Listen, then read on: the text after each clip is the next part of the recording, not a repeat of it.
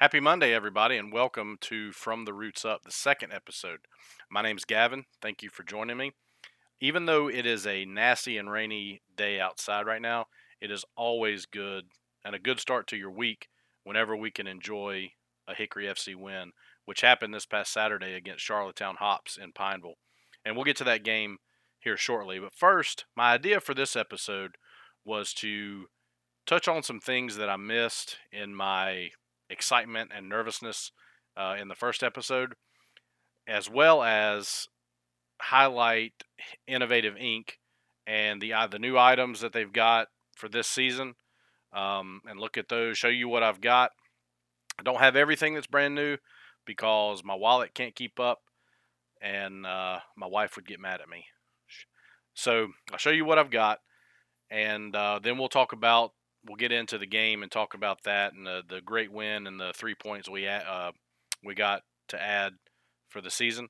So I think first thing I missed was I didn't even introduce myself in the first episode. My name's Gavin, admittedly a Hickory FC super fan and a Man United fan, and I leave that up for my buddy Will, who's an Arsenal fan.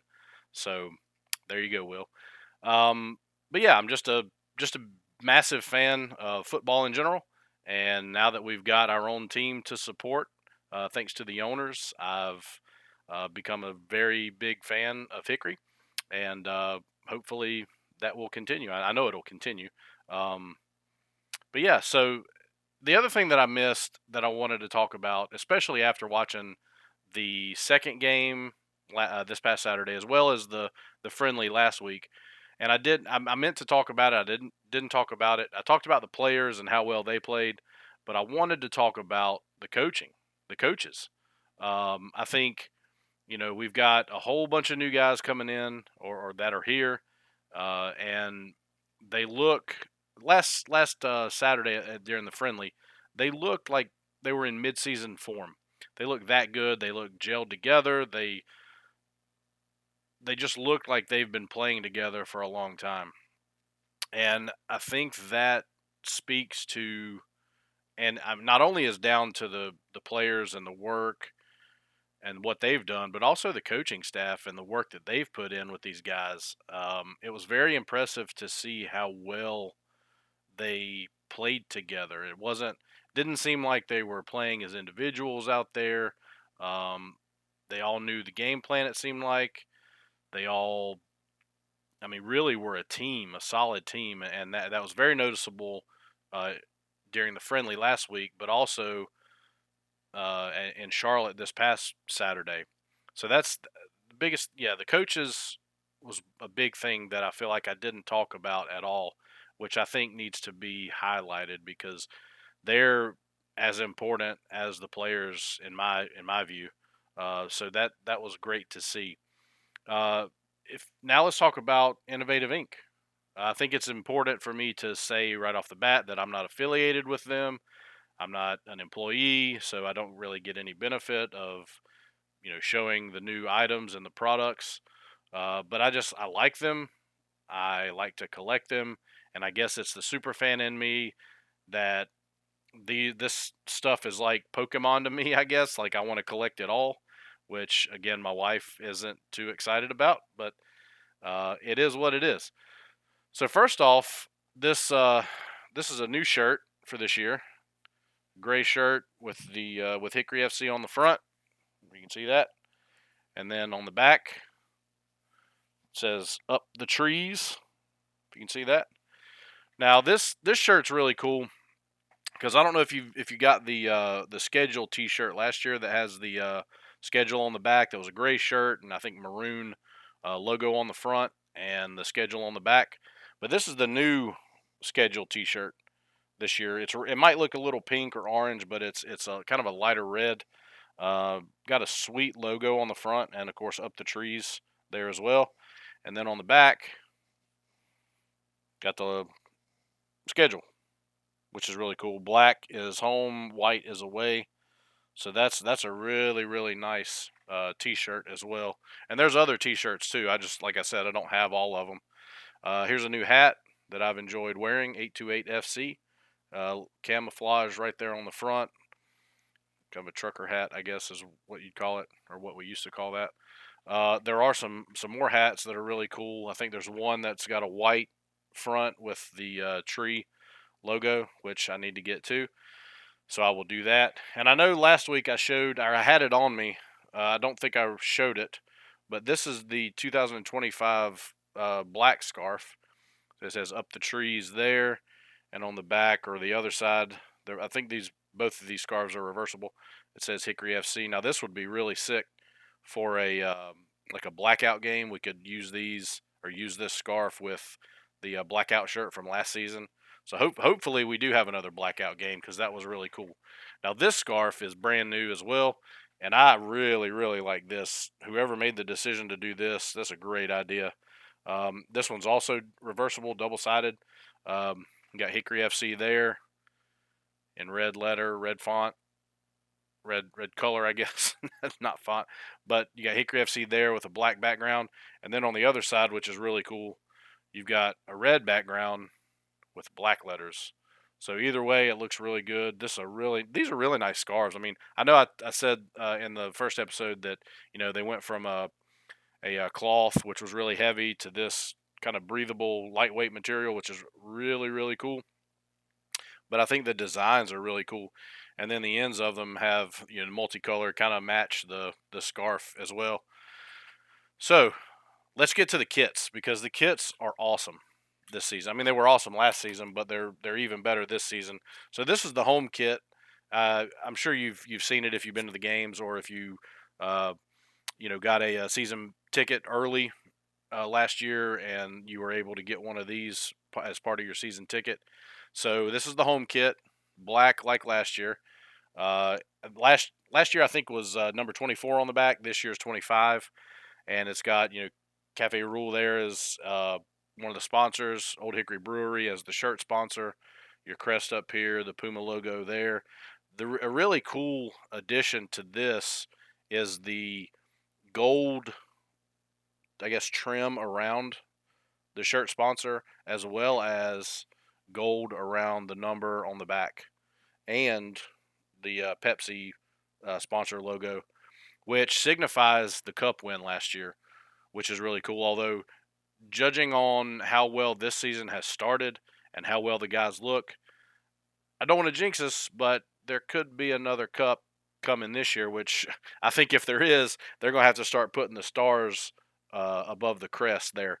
And behind me is the away kit, which they uh, used this past week since they were in Charlotte, which is kind of the same detail, just red. And I think the red kit looks amazing.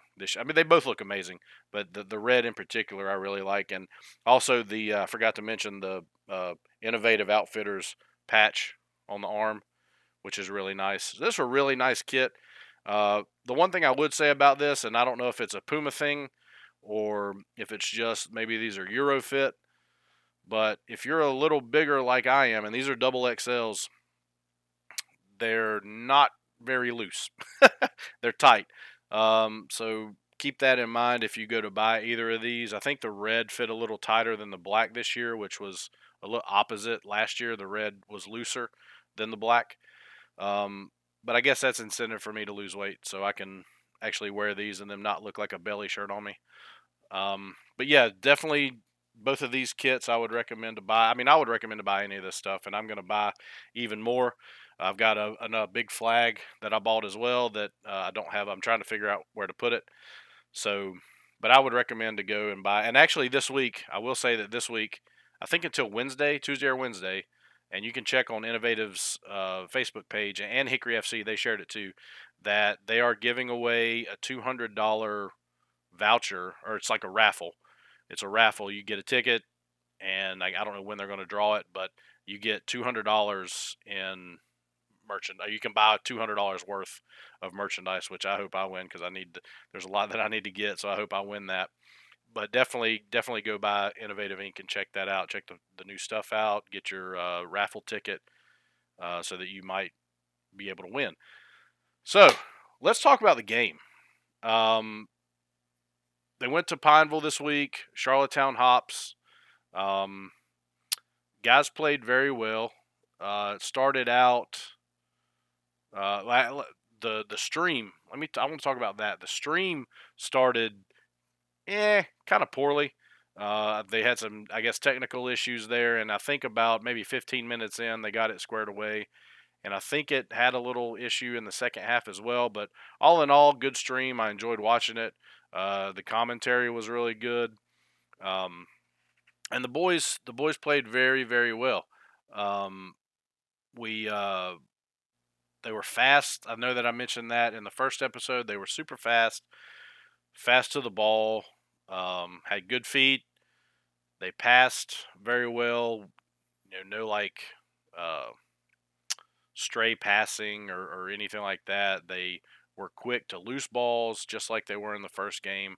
They looked very, very like a well-oiled, not to use the cliche, but like a well-oiled machine. So that was very exciting as well. And I think Charlottetown in general was lucky not to lose like, I don't know, 7, 8, 9 to nil. They Hickory created that many chances, and if they would have finished off these balls, I mean, it very easily could have been that kind of a score. I think also there was a Maxime had I think, I don't know, I want to say within like 10 minutes of the game starting, he had a really awesome goal line clearance that, I mean, definitely helped because they didn't score a goal, but I think it kind of set the tone as well for the game that, our defense, we have got great defense. The guys on the back line are great, fast, quick. They know what they're doing. Football IQ is great, so they know where to be. They know what to do, and that kind of set the tone for the whole game.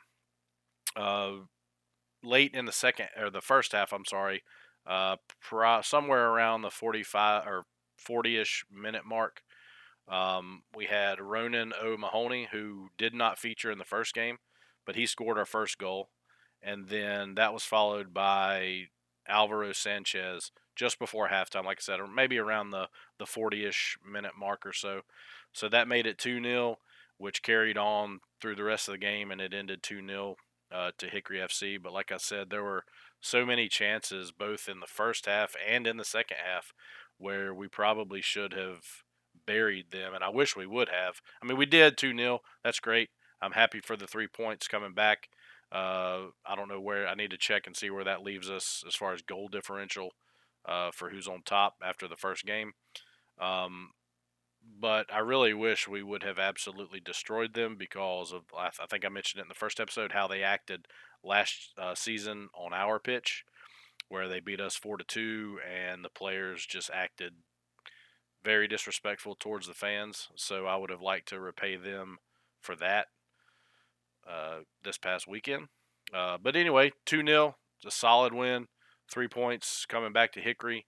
The commentators were really, it was interesting listening to them because they mentioned how Charlottetown, full of brand new players that haven't played together, and kind of not were blaming, I guess, losing on that necessarily, but they were just kind of just saying that they haven't played well together. They'll get better during the season and so forth. But then I was thinking, well, we've got a whole bunch of new guys too, and I don't know what their college, if they've played together in college or whatever, but we've got a whole bunch of new guys that came to the team this year. Not everybody. I think there's only 4 or 5 or 6 that were here last year. So for the most part, our team's brand new too, and they looked great together, like I mentioned before. So I don't understand the commentary there where you're saying that one team is brand new and haven't played together, but then the other team, you don't recognize that on the other team. And they did say that one of the guys there said that it's good for them to play better teams, which, I mean, I think, at least based on the eye test, Hickory was the much better team Saturday, and they should have won. Like I said, it should have been, there should be a mercy rule in football uh, for the score that it should have been, but you know coulda, shoulda, woulda, I guess. But like I said, a 2-0 victory is a good solid win, especially away. Um, the other thing too that I noticed in the commentary was they did. I don't want to talk bad about the commentary because they were really good for the I guess watching a YouTube stream. They were great. They did comment and uh, say that we traveled well as fans. We had quite a few fans there, which was really nice. I wasn't able to make it due to some things here, but it's great to hear that the fans traveled well. I wish I could have gone, but it's nice to hear that we had a presence there. I think they mentioned we were, playing drums, chanting, waving flags. So that's always nice to see for our fans to do that. Um, and it's funny. One of the guys said uh, Martine, his name, and every time I hear Martine, I think of a Gabriel Iglesias whenever he talks about his fan, Martine.